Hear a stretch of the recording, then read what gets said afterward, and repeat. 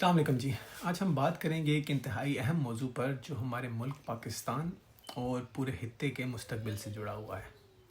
आज field marshal Asim Munir white house में Trump के साथ लंच कर रहे हैं। लेकिन दोस्तों, अंग्रेज़ी की एक कहावत है, there is no free lunch, यानी इस तरह की मीटिंग्स की कोई ना कोई कीमत अदा करनी पड़ती है। और ये कीमत क्या हो सकती है, इस पर खुलकर बात करते हैं या आपको समझाने की कोशिश करता हूँ। अमेरिका पाकिस्तान से बराह रास्त ईरान में रिजीम चेंज ऑपरेशन के लिए ताउन मांगेगा।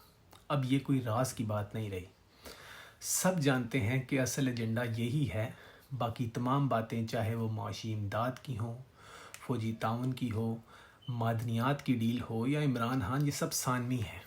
असल सवाल ये है कि पाकिस्तान किस हद तक इसराइली रियासत की ईरान पर दहशत गर्दी की हिमायत कर सकता है और इसके बदले हमें क्या मिलेगा। चंद डॉलर, कुछ माशी इमदाद या फ़ौजी साजो सामान, लेकिन इसका असल नतीजा क्या होगा कि हमारे खित्ते में खसूसन पश्तून बेल्ट में डॉलरी जंगें और तेज़ हो जाएंगी।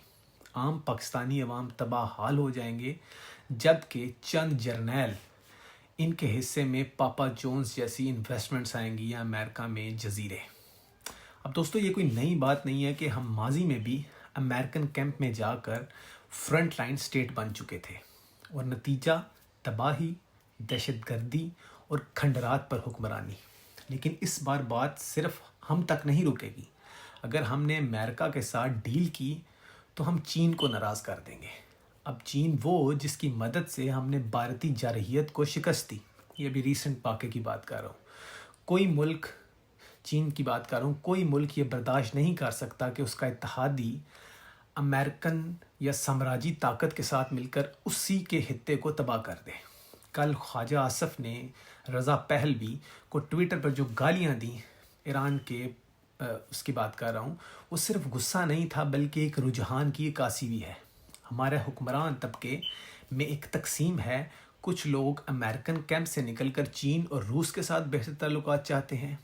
अब ये कोई नज़रियाती जदोजहद नहीं है बल्कि मफादात की जंग है। लेकिन ये तकसीम आने वाले दिनों में हमारे माशरे में और रियासत में शदीद तज़ादात पैदा कर देगी।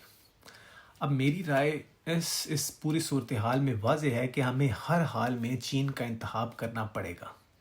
अब जो लोग चीनी बादशाहत या चीनी साम्राज्य के नारे लगाते हैं, वो टीवी ऑन करें और देखें कि असल बादशाहत क्या होती है।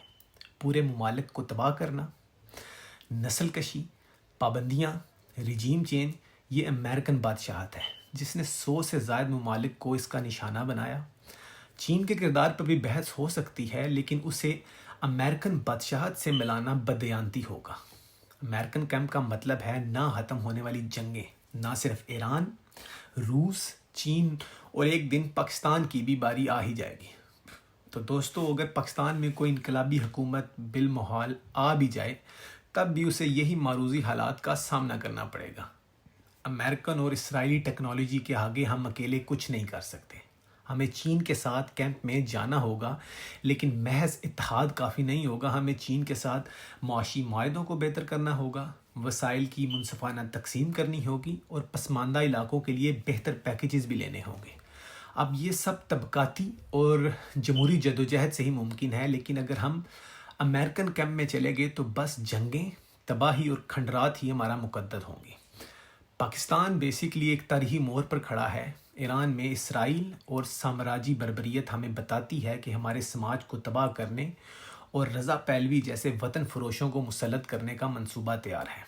जो कुव्वतें अमन, तरक्की और मसावत चाहती हैं, उन पर फ़र्ज़ है कि वो अमेरिकन बादशाहत मुखालफ तहरीकें बनाएं। हमें तीसरी दुनिया के ममालिक से सीख कर नौजवानों को तैयार करना होगा कि वो बैरूनी हमला आवरों और उनके मकामी एजेंटों के खिलाफ लड़ें। फील्ड एंड पर यही कहूँगा कि फील्ड मार्शल आसम मुनीर जी, आपके लंच की कीमत पाकिस्तानी अवाम अपने खून से अदा इस बार नहीं करेंगे। इसराइल के आगे झुकना हमारे लिए नामुमकिन है। वतन हो या कफन, इस नारे के साथ हमें अपनी ज़मीन, तहजीब और हित्ते का दिफा करना होगा। अल्लाह पाकिस्तान की हिफाजत करे। अल्लाह निगहबान।